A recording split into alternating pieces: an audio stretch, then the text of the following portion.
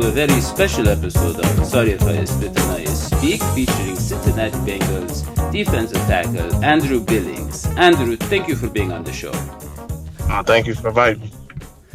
Now, Andrew, I speak for many, many Bengals fans when I say we were very, very sad to see you go down with a knee injury in the preseason. A lot of us had hoped you'd become a major contributor in your rookie season. First question, obviously, is how's the knee feeling? Go ahead. Oh, the knee's feeling great. Recovered 100%. I'm back at it, working out, cutting, and doing drills, and getting right for the season. That's awesome. That's great to hear. John Sheeran, an analyst here at D&H Sports and a writer for CincyJungle.com, he wants to know, is it possible you could be even stronger than before? Because you were incredibly strong before, but a lot of players come back from these type of injuries stronger than before. Yeah, it's possible. I haven't trained to get much more stronger, but I think I'm back to just where I was. You know, my right leg is a lot more flexible. I'm definitely more flexible than when I left, and I think that's a big positive too. All right. Now, some football experts saw your talent as translating to the NFL immediately, which is impressive because you played offensive line in high school, I believe. Now, with another year of preparation and practice, and obviously this huge chip on your shoulder, how much of an immediate impact do you think you can make in what is essentially your rookie year? I know Jacob Burney has helped you add the attack technique to your game. What other dimensions have you added that we can expect to see? I mean, well, one is the playbook. You know, that wasn't part of my game when I got there. But you really incorporate the technique and more pass rush moves. I think that'll help my talent, transfer to the NFL.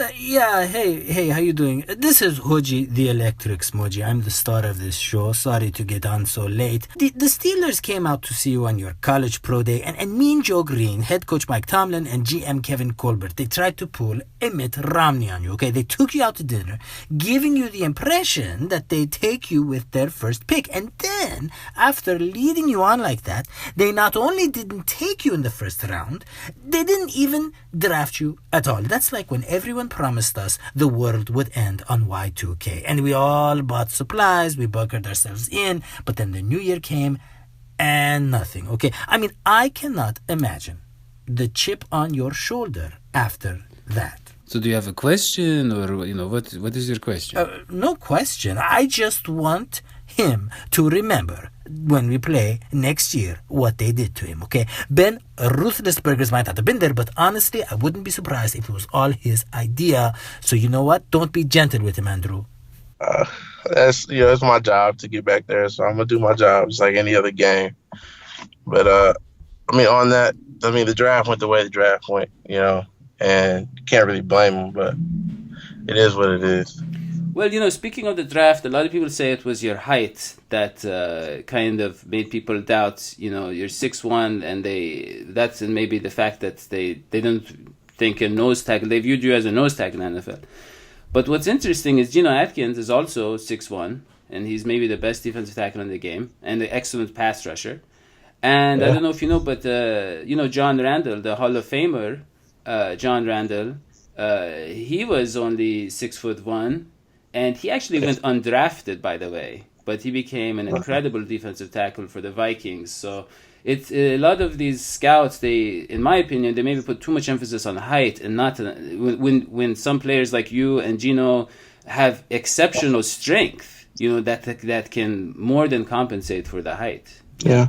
I mean, us short guys, we get, I wouldn't say just too looked over, but, we definitely get doubted, because of the height and the height of the offensive lineman. And mostly I feel like it's just arm length, But like you said, the strength part just makes up for it hugely. And also leverage. The height of us, we get better leverage on them. So, but, it's just work hard and, you'll reap the fruits. Yeah, so the Montepecco was a huge presence in the locker room. Now, what veterans do you think are going to fill the leadership void that he left behind? Yeah, we got great leaders. Dunlap was a great one, but now, Gino on the D line, speaking for Gino and Carlos Dunlap, they they really can step up now and lead. And I think they will. I know they will. Now, on the field, youngsters like you, and obviously friend of the show, Marcus Hardison, he came on our show, he's a great friend of ours. You guys are going to have to be the guys on the field to take his role. And Reddit user bjul3 wants to know, what is the biggest challenge or adjustment that you'll need to make in filling the shoes of a guy who is around here for forever, really, Domato Peko, and was a fan favorite for a long time? Yeah, for me to make sure there's no drop-off, from when he left, it's really, I just got to get down to work. Like I said, the playbook, learning that playbook. I mean, I won't be able to learn it as well as he did, but as long as I know what I'm doing and I do my job right, there won't be any drop-off.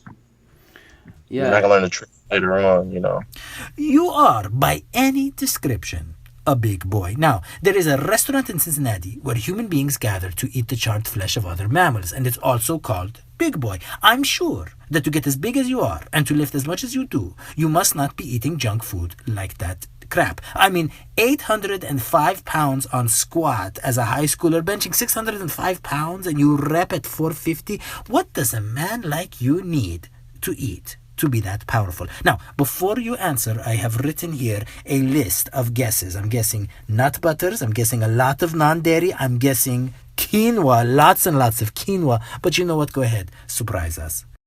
Yeah, nah. Especially in high school, there was not diet wasn't part of my regimen on the daily. But I mean, for anyone else who's trying to do that, I recommend a lot of fish,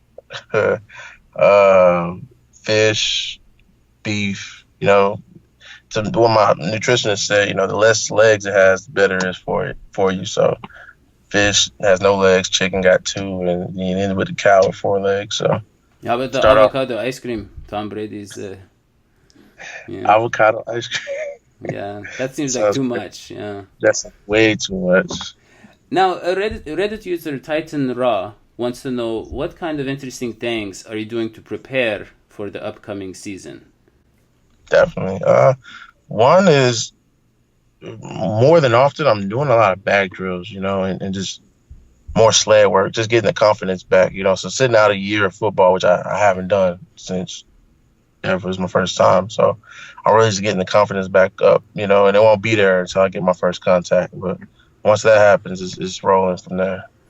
Yeah, and he also, Titan Raw, wants to know if you can ask other Bengals to be on their show later on. Especially, he wants to know if you have a message for Carlos Dunlap, who's a big fan of our show, and we've tried to coordinate him being on the show. Do you have something you want to share with Carlos about coming on? Yeah, definitely. I'll tell Carlos to come on, give the fans a little something, to get hyped up about. He definitely can do that. He's a great hype man, and like I said, a good leader. All right, thank you so much, and good luck with. I know you're finishing up your degree, right, over there. Yeah, and good luck with that, and good luck with the recovery. Well, you're obviously fully recovered, but with the off season, and we all look very much forward to seeing you give a big impact this upcoming season. Thank you. Yeah, so thank you so much, Andrew, and have a great day. You too.